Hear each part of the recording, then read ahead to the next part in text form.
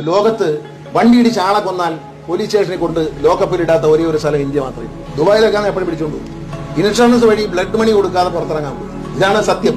നമ്മൾ മനസ്സിലാക്കേണ്ട കാര്യമാണ്. ഇവിടെ ആരെയും കൊല്ലാം, ഒരു കുഴപ്പമില്ല. ഈ ഡെഡ് ബോഡി വീട്ടിൽ എത്തുന്നതിന് മുമ്പ് ഈ കൊന്നവൻ സുഖമായിട്ട് വീട്ടിലിരിക്കും. ഈ ഡെഡ് ബോഡി പോസ്റ്റ്മോർട്ടം ചെയ്ത് അയാളെ വീട്ടിൽ പാവപ്പെട്ടവന്റെ വീട്ടിലെത്തിക്കുന്നതിന് മുമ്പേ മറ്റവൻ സുഖമായിട്ട് വീട്ടിൽ ഇരുന്ന് ഒരു ബോട്ടിൽ വാങ്ങിച്ചു വെച്ച് അടിച്ചുകൊണ്ടിരിക്കുക, സന്തോഷമായിട്ട് ആഘോഷിക്കുക. അവർ തന്നെ കൊന്നതിന്റെ ആഘോഷം.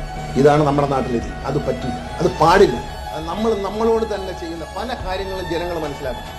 ഈ ഉണ്ടാക്കുന്ന പല വിവാദങ്ങളും നമ്മൾ നമ്മളോട് തന്നെ ചെയ്യുന്ന കുറ്റകൃത്യമാണെന്ന് മനസ്സിലാക്കണം. നമ്മളെ തന്നെയാണ് ഇവിടെ തോൽപ്പിക്കുന്നത്. നിലവാരം കുറഞ്ഞൊരു ലൈസൻസ് കൊടുക്കണമെന്ന് വാദിക്കുന്ന ആളുകൾ നമ്മളെ തന്നെയാണ് തോൽപ്പിക്കുന്ന മലയാളി മനസ്സിലാക്കാം. പല കാര്യങ്ങളിലും നമ്മളെല്ലാവരെക്കാരും ഹൈവേ വന്നു വളരെ വൈകി. തമിഴ്നാട്ടിലൊക്കെ പോകുമ്പോൾ തമിഴ്നാട്ടിൽ പോകണം എന്ത് റോഡാന്ന് അറിയാമെന്നാ വൈകി. ഈ 4 വരി പാത വന്നാൽ ആ 4 വരി പാതയിൽ ഓടാൻ നമ്മളെ ഡ്രൈവർമാർക്ക് എത്ര പേർക്ക് അറിയാം? പാലക്കാട് നിന്ന് തൃശ്ശൂരിൽ നിന്ന് പാലക്കാട് വരെ വാളയാർ വരെ മനോഹരമായ റോഡുണ്ട്. ആ റോഡിൽ എല്ലാവരും ലോറിക്കാരനെല്ലാം വലതുവശം പോവുക.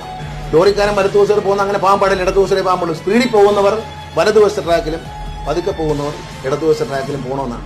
10 ലക്ഷം പേരുടെ ലൈസൻസ് കെട്ടിക്കിടക്കുന്നു. ഇതെന്തോ റേഷൻ കാർഡാണോ ഇങ്ങനെ അങ്ങ് കൊടുക്കാൻ?